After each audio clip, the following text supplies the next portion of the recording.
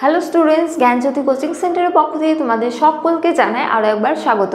তো স্টুডেন্টস, আজকে আমরা যে বিষয় নিয়ে আলোচনা করব তা হলো রায়তওয়ারি ব্যবস্থার যে ফলাফল ছিল তা নিয়ে। ঠিক আছে, তো এর আগের ক্লাসে আমরা রায়তওয়ারি বন্দোবস্তের যে বৈশিষ্ট্য বা কী ফিচার্সগুলো ছিল সেগুলো নিয়ে আলোচনা করেছি। তোমরা যারা ভিডিওটি দেখোনি তোমরা কিন্তু অবশ্যই ভিডিওটি দেখে নিতে পারো। তো চলো দেরি না করে আমরা আজকের আলোচনা শুরু করি। তো রায়তওয়ারি বন্দোবস্তের যে বিভিন্ন বৈশিষ্ট্যগুলো ছিল সেখানে আমরা দেখেছি যে রায়তওয়ারি বন্দোবস্তের প্রধান শর্ত কী ছিল, যে এই বন্দোবস্ত কি করা হয়েছিল, সরাসরি কৃষকদের সাথে করা হয়েছিল। অর্থাৎ এই বন্দোবস্তে যে ভূমি রাজস্ব, সেই ভূমি রাজস্ব কৃষকরা কাকে প্রদান করত, জমিদারকে প্রদান না করে সেই ভূমি রাজস্ব কৃষকরা সরাসরি সরকারকে প্রদান করেছিল। তো এই যে বিভিন্ন শর্তের মাধ্যমে চিরস্থায়ী বন্দোবস্তের ত্রুটি বিচ্যুতি দূর করার চেষ্টা করা হয়েছিল রায়তওয়ারি বন্দোবস্তের মাধ্যমে, তা কি আদৌ সফল হয়েছিল বা এর ফলাফল কী ছিল তা নিয়েই আমরা আলোচনা করব। তো দেখো, প্রথমে বলা হয় যে রায়তওয়ারি বন্দোবস্তের ফলাফল প্রসঙ্গে বেশ কিছু বিতর্কমূলক দ্বন্দ্বের সৃষ্টি হয়েছে। ঠিক আছে, অর্থাৎ এই বন্দোবস্তের যে ফলাফল তা নিয়ে কিন্তু তা এক বিতর্কমূলক তত্ত্ব। ঠিক আছে, তো বলা হয় যে এই বন্দোবস্তের সুফল ও কুফল উভয়ই সমানভাবে লক্ষণীয় হয়।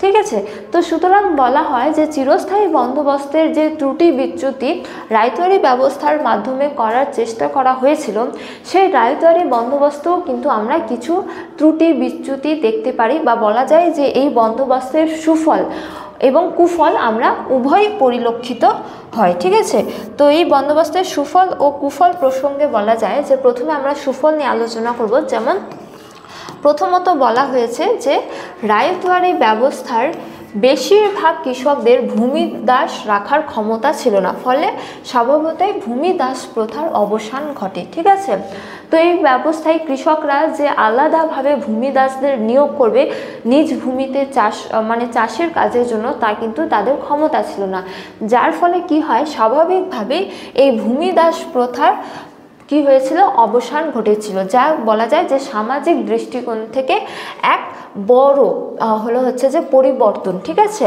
তো সুতরাং বলা হয় যে রায়তওয়ারি বন্দোবস্তের সুফল হিসেবে বলা যায় যে এই বন্দোবস্তের ফলে ধীরে ধীরে কি হয়ে যায়, ভূমিদাস প্রথার অবসান ঘটতে দেখা দেয়। তারপরে দেখো, দ্বিতীয়তমের ক্ষেত্রে বলা হয় যে এই ব্যবস্থায় কৃষক ও সরকারের মধ্যে যোগাযোগ বা সম্পর্ক গড়ে ওঠার ফলে প্রশাসনিক জটিলতা হ্রাস পায় এবং জমি সংক্রান্ত বিভ্রান্তিরও কি হয়, অবসান ঘটে। তো এই বন্দোবস্ত সরকারের সঙ্গে সরাসরি কাদের করা হয়েছিল, কৃষকদের, ফলে সরকার ও কৃষকদের বুঝতে সক্ষম হয়ে যায় বা তাদের মধ্যে যে প্রশাসনিক সম্পর্ক তা কিন্তু ধীরে ধীরে ভালো হতে দেখা যায়, বা বলা যায় যে সরকারের সঙ্গে কৃষকদের যে সম্পর্ক জমি সংক্রান্ত হোক বা প্রশাসনিক ক্ষেত্রে, তারা একে অপরকে বুঝতে সক্ষম হয়েছিল বা তাদের মধ্যে সম্পর্ক গড়ে উঠেছিল বলা যায়। ঠিক আছে, এছাড়া বলা হয় যে রায়তওয়ারি বন্দোবস্তে মধ্যস্বত্বভোগীর অস্তিত্ব না থাকায় কৃষকেরা শোষণ ও অত্যাচারের হাত থেকে কি পায়, নিষ্কৃতি পায়, অর্থাৎ মুক্তি পায়। সুতরাং বলা যায় যে যেহেতু এই বন্দোবস্তের ফলে কৃষকরা সরাসরি সরকারকে রাজস্ব প্রদান করত, জমিদারকে প্রদান না করার ফলে, সুতরাং তারা জমিদারদের হাত থেকে বা মধ্যস্বত্বভোগীদের যে অত্যাচার শোষণ তার হাত থেকে তারা কিন্তু মুক্তি পেয়েছিল।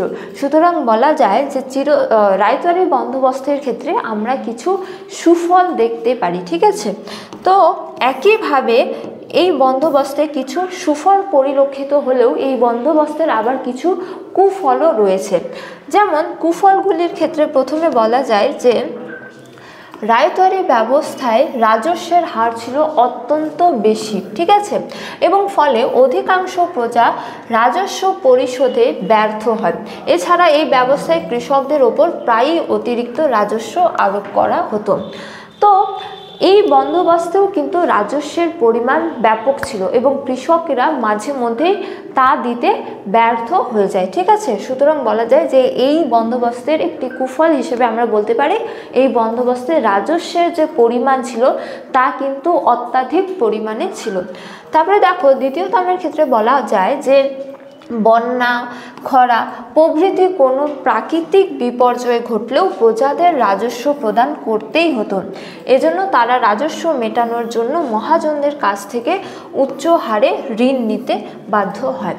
তো বলা যায় যে এই বন্দোবস্তের যেহেতু রাজস্বের পরিমাণ খুব বেশি ছিল এবং খরা, বন্যা বা যে কোনো প্রাকৃতিক দুর্যোগে কি হয়, কৃষকদের কিন্তু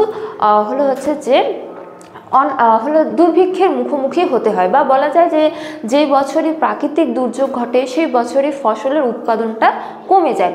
সুতরাং এই বন্যা, খরা বিভিন্ন প্রাকৃতিক দুর্যোগ ঘটলেও কিন্তু তাদের যে রাজস্বের পরিমাণ, সেই রাজস্বের পরিমাণ কিন্তু কমানো হতো না, ঠিক আছে, তা অপরিবর্তনীয় রয়ে যেত।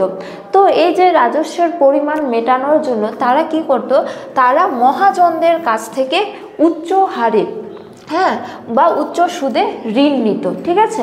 তো ফলে কি হয়ে যায়, বলা যায় যে জমিদারদের অত্যাচারের হাত থেকে তারা মুক্তি পেল, তারা কিন্তু ধীরে ধীরে কি হতে শুরু হয়, মহাজনদের হাতে যে শোষিত বা অত্যাচারিত হতে শুরু হয় বা তাদের শোষণের শিকার হতে শুরু হয়। এবারে বলা যায় যে এই ব্যবস্থায় জমিতে কৃষকদের মালিকানা সত্ত্ব প্রতিষ্ঠিত হয়নি। এই যে এই বন্দোবস্তের অন্যতম বৈশিষ্ট্য বলা তো হয়েছিল যে এই বন্দোবস্তে কৃষকদের মালিকানা দেওয়া হবে, কিন্তু প্রকৃতপক্ষে কৃষকরা কিন্তু সেই জমির মালিকানা ভোগ করতে পারেনি।